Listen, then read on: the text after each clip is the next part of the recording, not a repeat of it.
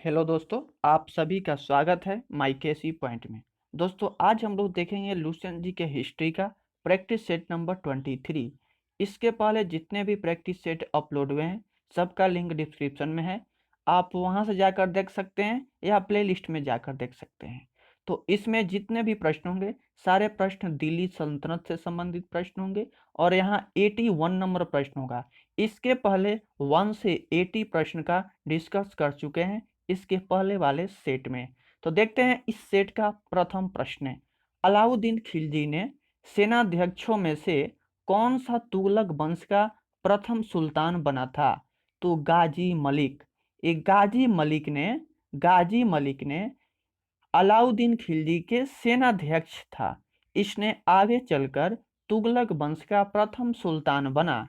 इसके बाद नेक्स्ट प्रश्न है जवाबित क्या थे? ये जवाबित एक राज्य कानून हुआ करता था।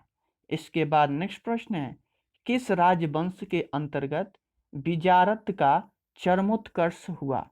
तो तुगलक राज्य के वंश के अंतर्गत विजारक का चरमोत्कर्ष हुआ था। इसके बाद नेक्स्ट प्रश्न है प्रसिद्ध कवि अमीर खुसरो किसके दरबार में रहते थे? अलाउद्दीन खिलजी के दरबार में रहा करते थे। इसके बाद नेक्स्ट प्रश्न है किसने सल्तनत काल में प्रचलित डाक व्यवस्था का विस्तृत विवरण दिया है? तो इबन बतूता के द्वारा ही सल्तनत काल में प्रसिद्ध डाक व्यवस्था का विस्तृत विवरण दिया गया है। इसके बाद नेक्स्ट प्रश्न कहता है तैमूर लंग ने किस वर्ष में भारत पर आक्रमण किया था? तो 1398 ईस्वी में तैमूर लंग ने भारत पर आक्रमण किया था। नेक्स्ट प्रश्न है दिल्ली के किस मुस्लिम शासक के निर्धन पर इतिहासकार बदायूनी ने कहा कि अपने प्रजा से तथा प्रजा को अपने राजा से मुक्ति मिले, या कि मोहम्मद बिन तुगलक के मृत्यु पर यह बदायूनी के द्वारा कहा गया था। दोस्तों, इसमें जितने भी प्रश्न दिए गए हैं सारे प्रश्न आपके एग्जाम पॉइंट ऑफ व्यू से काफी महत्वपूर्ण है। तो इन सारे प्रश्नों को बार बार देखें और अच्छे से प्रैक्टिस करें। दोस्तों, यदि वीडियो पसंद आ रही हो तो लाइक करें और चैनल पर पहली बार आए हैं तो चैनल को सब्सक्राइब करें। आइए देखते हैं नेक्स्ट प्रश्न कहता है दिल्ली के सुल्तान बलबन का पूरा नाम क्या था? तो बलबन का पूरा नाम गयासुद्दीन बलबन था। इसके बाद नेक्स्ट प्रश्न है कौन सा सुल्तान नए धर्म चलाना चाहता था किंतु उलमेनाओं ने विरोध कर दिया? तो अलाउद्दीन खिलजी एक नए धर्म को चलाना चाहता था किंतु उलेमाओं ने इसका विरोध किया और तो नहीं करने दिया। इसके बाद नेक्स्ट प्रश्न है दिल्ली में कौन सा ऐतिहासिक स्मारक भारतीय तथा फारसी वास्तुकला शैली का उदाहरण है? तो हुमायूं का मकबरा ही एक ऐसा ऐतिहासिक स्मारक भारतीय तथा फारसी वास्तुकला का उदाहरण है। के बाद नेक्स्ट प्रश्न है दिल्ली का सुल्तान जो दान दक्षिणा के बारे में काफी ध्यान रखता था और इसके लिए एक विभाग दीवान ए खैरात स्थापित किया था, वह कौन था?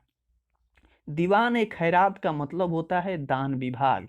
ये किया था फिरोज तुगलक के द्वारा ये दान विभाग की स्थापना की गई थी। इसके बाद नेक्स्ट प्रश्न है किस संगीत वाद्य को हिंदू मुस्लिम गान वाद्यों का सबसे श्रेष्ठ मिश्रण माना गया है?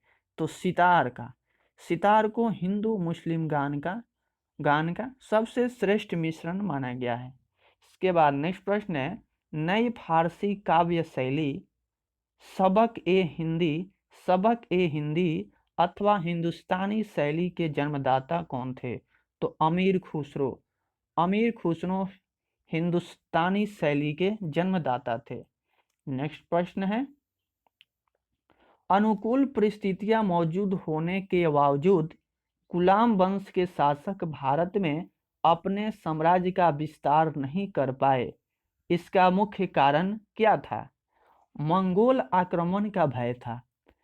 ये जो शासक थे उस समय उन लोगों को डर था कि मंगोल आक्रमण का भय होने के कारण ही गुलाम वंश के शासक भारत में अपने साम्राज्य का विस्तार नहीं कर पाए थे। इसके बाद नेक्स्ट प्रश्न है, किसने सिकंदर सानी अर्थात द्वितीय सिकंदर की उपाधि धारण की थी?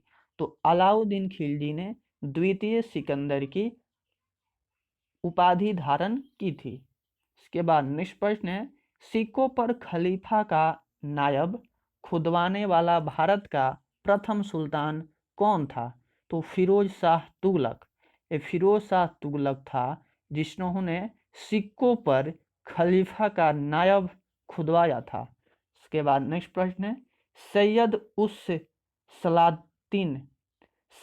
उस सलातिन की उपाधि किसने धारण की थी? तो फिरोज शाह तुगलक ने धारण की थी। इसके बाद नेक्स्ट प्रश्न है, किसे कुरान ख्वाबा अर्थात कुरान का पाठ करने वाला भी कहा जाता था? तो कुतुबुद्दीन ऐबक को कहा जाता था। इसके बाद नेक्स्ट प्रश्न है, किस सल्तनत कालीन स्मारक को मिनहाज ने हातिम ताई द्वितीय की संज्ञा दी?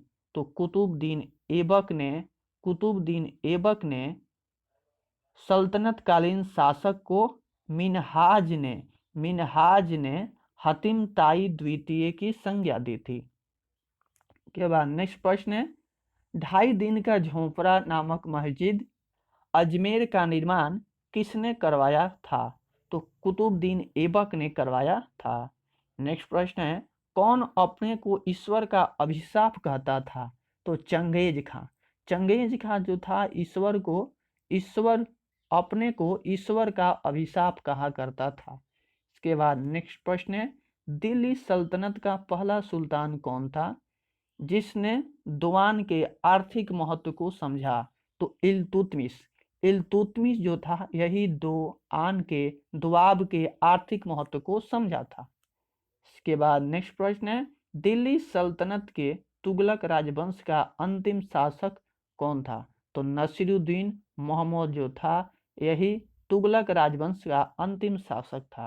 इसके बाद नेक्स्ट प्रश्न है, चंगेज खां के अधीन मंगोलों ने किसके शासन काल में भारत पर आक्रमण कर दिया? तो इल्तुतमिश के काल में भारत पर आक्रमण किया। इसके बाद नेक्स्ट प्रश्न है, सल्तनत काल में फवाजिल का अर्थ क्या था? तो फवाजिल का दोस्तों अर्थ था कि इकादारों द्वारा सरकारी खजानों में जमा की जाने वाली अधिशेष राशि इससे राशि को ही फवाजिल कहा जाता था। इसके बाद नेक्स्ट प्रश्न है, दिल्ली का सुल्तान जो भारत में नहरों के सबसे बड़े जाल का निर्माण करने के लिए प्रसिद्ध है वह कौन था? तो फिरोज शाह तुगलक काफी प्रसिद्ध था उस समय क्योंकि इन्होंने नहरों के सबसे बड़े जाल का निर्माण किया था। इसके बाद नेक्स्ट प्रश्न है, चंगेज खां का मूल नाम क्या था? तो चंगेज खां का मूल नाम तेमुचिन था। चंगेज खां का मूल नाम तेमुचिन था। इसके बाद नेक्स्ट प्रश्न है, दिल्ली के किस सुल्तान ने ब्राह्मणों पर भी जजिया कर लगाया था? तो ये फिरोज शाह तुगलक ने ही ब्राह्मणों पर भी जजिया कर लगा दिया करता था। ये जजिया कर एक प्रकार का कर हुआ करता था जो अपने शासक को देना होता था। इसके बाद नेक्स्ट प्रश्न है, रजिया बेगम को सताच्युत करने में किसका हाथ था? तो तुर्कों का हाथ था। इसके बाद नेक्स्ट प्रश्न है, किस मुस्लिम शासक के सिक्कों पर देवी लक्ष्मी की आकृति बनी है? तो देवी लक्ष्मी की आकृति मोहम्मद गौरी के सिक्कों पर बनी है। के बाद नेक्स्ट प्रश्न है, फिरोज तुगलक द्वारा स्थापित दार उल सफा क्या था? तो एक खैराती अस्पताल था। एक खैराती अस्पताल था। इसके बाद नेक्स्ट प्रश्न है, किस सुल्तान ने अपनी आत्मकथा लिखी? तो फिरोज तुगलक ने एक अपनी आत्मकथा लिखी थी। इसके बाद नेक्स्ट प्रश्न है, राजशेखर एवं जिन प्रभा सूरी जैसे जैन विद्वानों को किस सुल्तान ने राजकीय संरक्षण दिया था? तो मोहम्मद बिन तुगलक, ये मोहम्मद बिन तुगलक ने राष्ट्रीय राष्ट्रीय राजकीय संरक्षण दिया था। इसके बाद नेक्स्ट प्रश्न है, मोहम्मद बिन तुगलक की मृत्यु कहाँ हुई थी? तो मोहम्मद बिन तुगलक का मृत्यु जो हुआ था ठट्टा में हुआ था। ठट्टा में हुआ था। इसके बाद नेक्स्ट प्रश्न है, किसने किसने शासक बनने के उपलक्ष्य में अपना उपनाम अबुल मजाहिद रखा? तो मोहम्मद बिन तुगलक ने शासक बनने के उपलक्ष्य में अपना उपनाम अबुल मजाहिद रखा था। इसके बाद नेक्स्ट प्रश्न है, सुल्तान बनने के पूर्व किसका नाम जैना खां था? तो मोहम्मद बिन तुगलक का ही नाम था जैना खां, जो कि सुल्तान बनने से पूर्व नाम था। इसके बाद नेक्स्ट प्रश्न है, नहर निर्माण कराने वाला दिल्ली का प्रथम सुल्तान कौन था? तो गियासुद्दीन तुगलक था, जिन्होंने नहर निर्माण पर काफी ध्यान दिया था। इसके बाद नेक्स्ट प्रश्न है, किस सुल्तान ने एक नए मंत्रालय दीवान ए रियासत की स्थापना की? तो अलाउद्दीन खिलजी ने ही इस मंत्रालय की शुरुआत की। इसके बाद नेक्स्ट प्रश्न है, अलाउद्दीन खिलजी ने किसके कहने पर सिकंदर महान के समान विश्व विजय की योजना को त्याग दिया? तो अलाउल मुल्क ने ही इस योजना को त्याग दिया था। इसके बाद नेक्स्ट प्रश्न है, अलाउद्दीन खिलजी का मूल नाम क्या था? तो अली गुरसाफ नाम था अलाउद्दीन खिलजी का। इसके बाद नेक्स्ट प्रश्न है, बलबन ने अपने को कुलीन साबित करने के लिए शाहनामा में वर्णित किस प्रसिद्ध तुर्की योद्धा का वंशज होने का दावा किया? तो अफरसियाब जो था, इसी ने ही दावा किया था। इसके बाद नेक्स्ट प्रश्न है, दोस्तों इस सेट में इतना ही, फिर मिलते हैं अगले सेट में। तब तक के लिए बाय, टेक केयर।